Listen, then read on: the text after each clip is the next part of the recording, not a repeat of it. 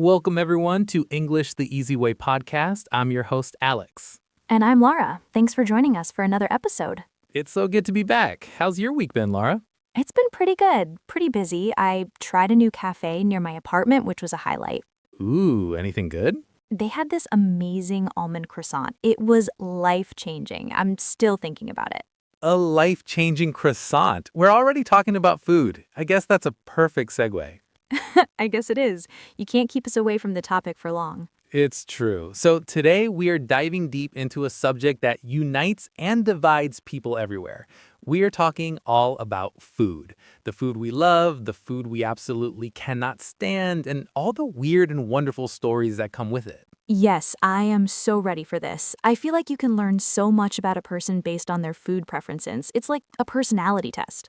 Totally. Are they adventurous? Are they a traditionalist? Do they put pineapple on pizza? These are the important questions. The most important questions.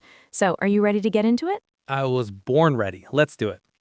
Okay, let's start on a high note. Your all-time desert island can't live without it meal. What is it? Oh, that's such a big question. It's like picking a favorite movie. The pressure is on. No wrong answers, unless you say something really weird. Okay, no pressure then.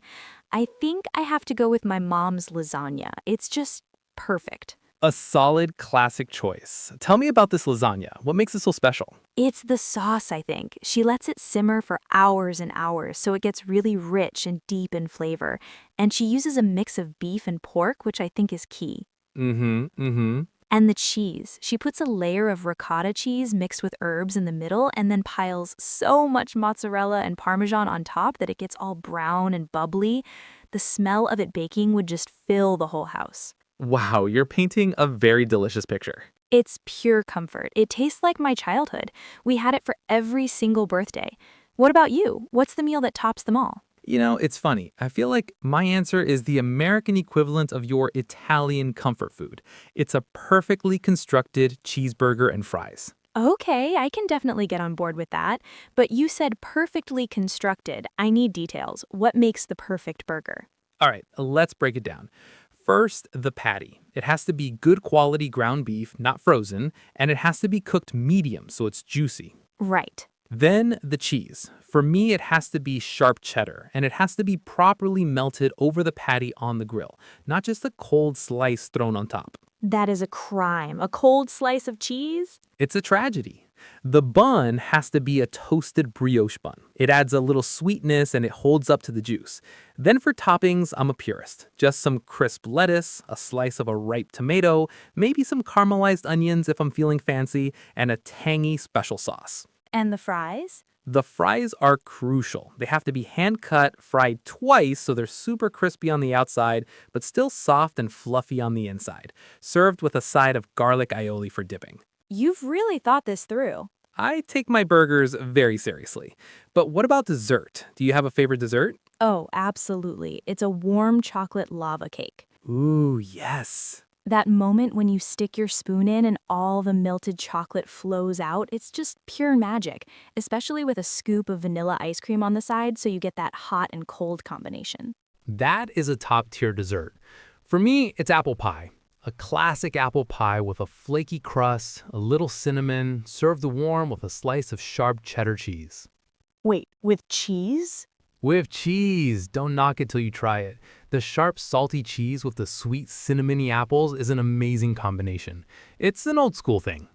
I've never heard of that, but now I'm intrigued. I might have to try it. Okay, we've had our fun in food paradise. Now it's time to visit the other side. What is a food you would be happy to never eat again for the rest of your life? Oh, this one is so easy. Olives. I despise them with every fiber of my being. Whoa, despise? That's a strong word. What is it about them? It's everything. The texture is rubbery and weird, and the flavor is just, I don't know, it tastes like a bitter salt bomb to me. It's so overpowering. Uh-huh. I once ordered this beautiful Greek salad and I forgot to ask for no olives. It came out and it looked like it was half olives. I spent 10 minutes picking every single one out, but the whole salad still tasted like olive juice. It was ruined. The ghost of the olive. Exactly. I just don't get the appeal. For you, you mentioned it before, it's cilantro, right? It is cilantro. The soap gene is strong with me. I have a similar story. I was at a Mexican restaurant when I was so excited to try. I ordered their famous carnitas tacos. Sounds good so far. It was, but they didn't just sprinkle a little cilantro on top. They had mixed it into the meat. It was inescapable. Every single bite was just a mouthful of soap. I couldn't eat it. My friend thought I was being so dramatic. See, I would have happily eaten your tacos for you. More cilantro for me. You could have had them. What about other textures? Are there any textures you don't like? For me, I can't do slimy things, like okra. Oh, yeah, okra is a tough one. For me, it's anything mushy that's not supposed to be mushy, like an overripe banana or mushy grapes. It gives me the chills. I get that. What about blue cheese? That's another one that divides people. I actually like blue cheese, but in small amounts. A little bit crumbled on a salad or a steak is great, but I couldn't just eat a big chunk of it. It's too funky. Funky is a good word for it. It's a powerful flavor. I'm with you, a little goes a long way. But I have a friend who will just eat it by the spoonful. It's wild. That is wild. I think the ultimate food nightmare for me would be a plate of oysters. Oh, you're not an oyster fan? No, it combines two things I hate, a weird texture and a taste of the ocean that is just too strong for me. It's like swallowing a salty jellyfish. No, thank you. A salty jellyfish. That might be the best food description I've ever heard. Well, that's a perfect lead into our next topic, weird food experiences. You mentioned trying fried insects before.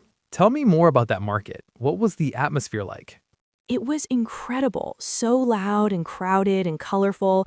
There were stalls selling everything you could imagine, spices, fruits I'd never seen before, sizzling noodles. And then there was this one stall with huge piles of fried crickets, scorpions on sticks, all sorts of things. Scorpions on sticks. I know, I was with a group of friends from my hostel and we all dared each other to try something. I went for the cricket because it seemed like the least scary option. The gateway bug. Exactly, and it was mostly just crunchy and salty. The weirdest part was just the mental hurdle of knowing what I was eating. My brain was screaming no, but it was fine. Did you feel that way with haggis?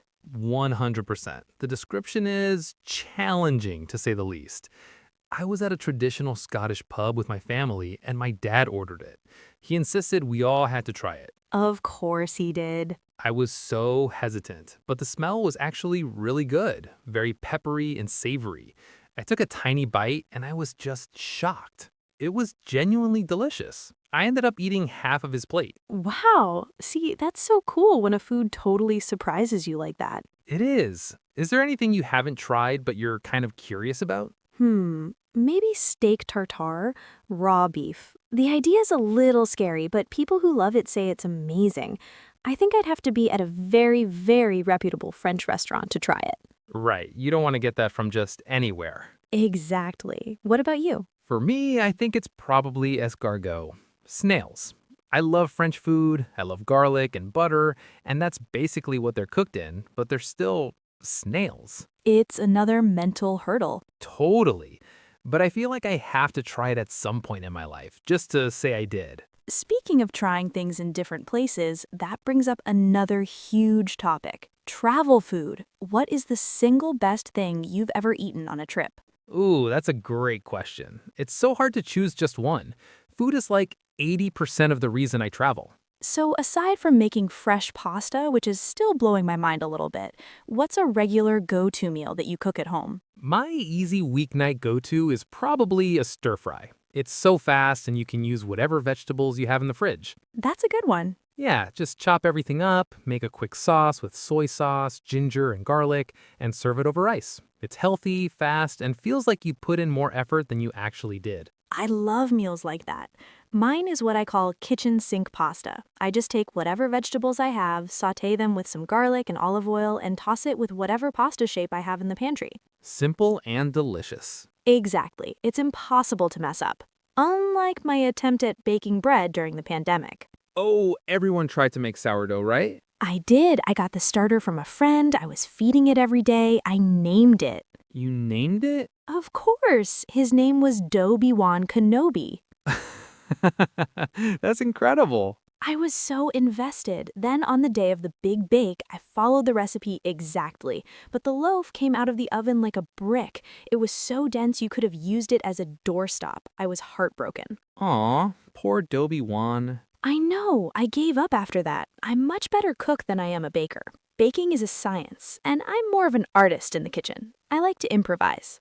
I feel the same way. My biggest cooking disaster was also from not following a recipe. I was trying to make a curry and I thought, I don't need to measure the chili powder, I'll just eyeball it. Oh no, I see where this is going. Yeah, I basically made it so spicy it was completely inedible. My eyes were watering just from the steam. My roommate and I tried to eat it, but we had to give up after 2 bites. We ordered pizza instead. It was a very humbling experience. The pizza of defeat. I know it well. Okay, so as we start to wrap this up, it's time for the lightning round of strong food opinions. I'll give you a topic, you give me your instant reaction. Ready? Ready. Pineapple on pizza. Delicious, an absolute must. Sweet and savory is a perfect combo. Correct answer. Is a hot dog a sandwich? Ooh, tough one. I'm gonna say no. It's in its own category. It's a hot dog. Interesting. I say yes. It's meat between bread. That's a sandwich. We'll have to agree to disagree. Okay, my turn. Cereal. Milk first or cereal first? Cereal first? Who pours the milk first? That's madness. You can't judge how much milk you need. Thank you. It's the only logical way. All right, last one. Ketchup on eggs, yes or no? For me, that's a no. I prefer hot sauce on my eggs, but I don't judge people who use ketchup. Very diplomatic. I'm a hot sauce guy too. I think we've learned a lot about each other today. We have. We know that I love lasagna and hate olives, and you are a burger connoisseur who is offended by cilantro. And that we both agree on the important things, like pineapple on pizza and cereal first. The foundations of a strong friendship. This has been so much fun, Alex. It really has. Well, that is all the time we have for today. A massive thank you to all of you for listening to English the Easy Way podcast. We hope you enjoyed our little chat about all things food. We hope it made you hungry. Let us know some of your own food opinions. We'd love to hear them. Absolutely. Join us again next time for another conversation. Have a delicious week, everyone. Bye. Bye.